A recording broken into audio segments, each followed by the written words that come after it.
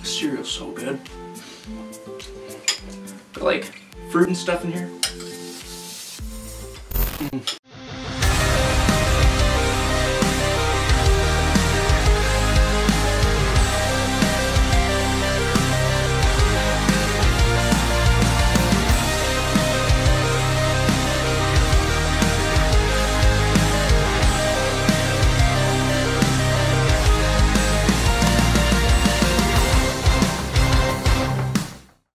Long time no see, friends. For those of you who are new, my name is Sage and welcome back to the channel. This year we're going to do something a little bit different. So in the past I've done a lot of car videos and doing modifications and installs, but a lot of my friends are kind of doing that, and I feel like if we are all doing the same thing, then maybe all of our videos are going to kind of look the same. So this year what I want to do is do something more along the lines of North Borders or Peter McKinnon, kind of talk to you a little bit about photography and how that kind of works and just kind of my process and stuff I use. And today I thought I'd start off by doing the most basic of all videos ever.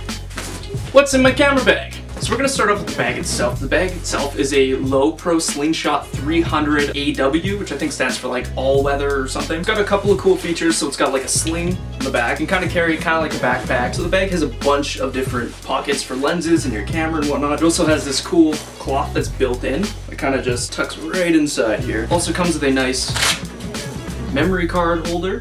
I don't know if you can see that yet. You can put like 4 to 8 memory cards in there, something crazy like that. It has this nice little front pocket here, which you can kind of keep like business cards and pens and whatever else you want to put in there. Then the top pocket where you can put extra stuff. Maybe you have a drone or something that you want to cram in there, or gloves, anything like that.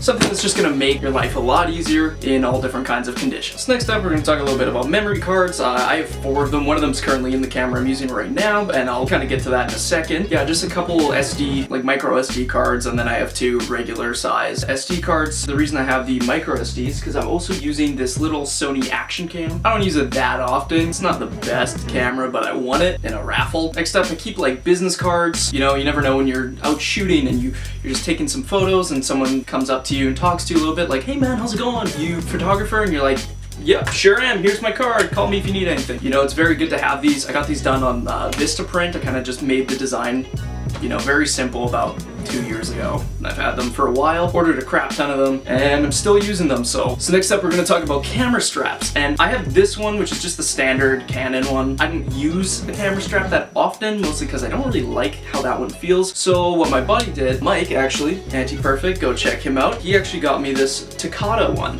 Takata Racing. It's got some Japanese on the back. This one is more like a seatbelt.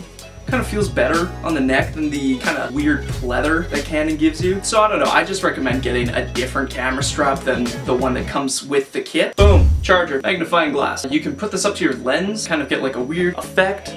Yeah, I don't know, I haven't really used this. I just thought about having it and it's just been in my camera bag since the start. I've never actually used this on a shoot or anything. Maybe I should try that. Maybe we can do a video on that and kind of test out different, putting different things in front of the lens, like prisms and knives and stuff like that. Keep just a little knife. You never know when you're gonna need one, just for like cutting a shoelace or a band-aid or rope or loose strings, or putting it in front of the lens and kind of reflecting off, getting that glare, kind of like the Peter McKinnon 8 camera hacks in 90 seconds or something like that. I think was the first time I saw that.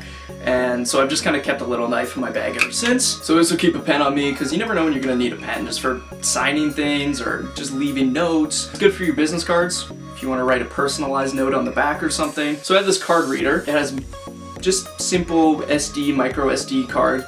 I keep a phone charger on me. You never know when you're going to need to charge your phone, especially if you're working with clients and you're trying to meet up and say you left the house but you forgot to plug in your phone overnight.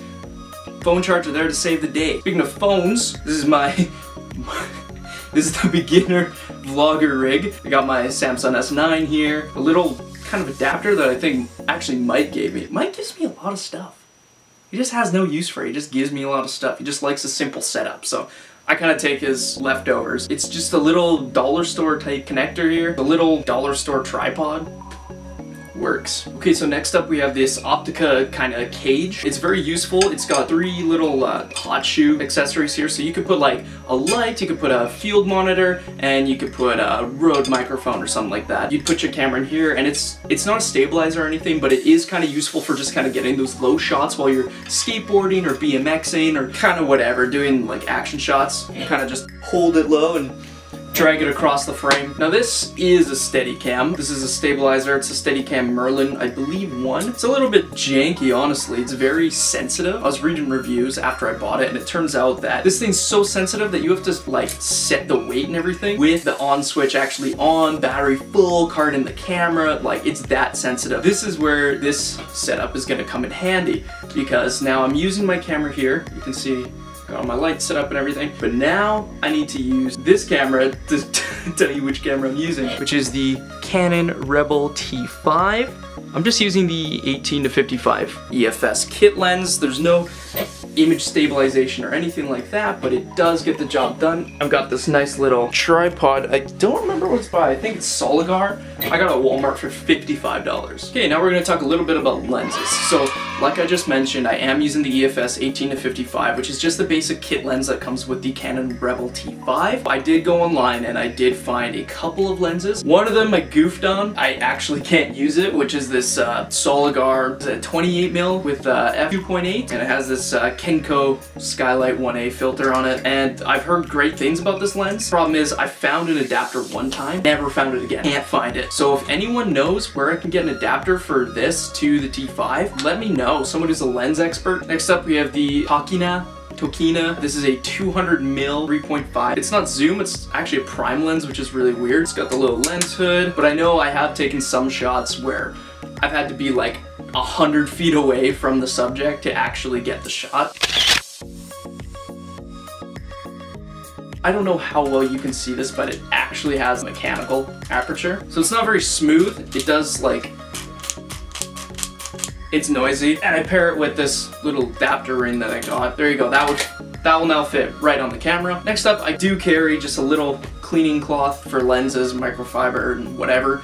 Kind of get in the viewfinder there and around the lens, kind of wipe down the screen. Very handy. I suggest getting one of these. I think they're like $5 at like any kind of store. You might even be able to get them at like a Walmart, or use one for your glasses. Same thing, works perfect. So that's everything to keep in my camera bag. Hopefully maybe next year we can do the same thing and kind of see how far we've progressed. I know that's kind of common for people to do, but I think it'd be cool just to kind of see, at least for myself, as a reference point of where I am now and where I'll be in a year. And that kind of progress of like how far I've come, and you know, having different gear and kind of seeing what kind of things we can achieve. But hopefully this video was insightful to you. I just want to end it by saying that it doesn't matter what kind of gear you have. It really doesn't. It all depends on you. If you know how to manipulate your light and take a good photo, you're a good photographer, no matter what gear you're using. Me, for example, every picture I take pretty much is on the 18-55, sometimes the 200. It really just kind of depends. As long as you have an idea of what you're doing, you can take a great photo. You can. It's possible. Use your phone. A lot of people want to get into it and they're like, well, how do you do that? Well, just start. Honestly, just start. So that's it for me today, guys. Keep eating the cereal. It's really good. If you want to see more kind of videos, maybe me eating different cereal and fruit, subscribe, comment, leave a like.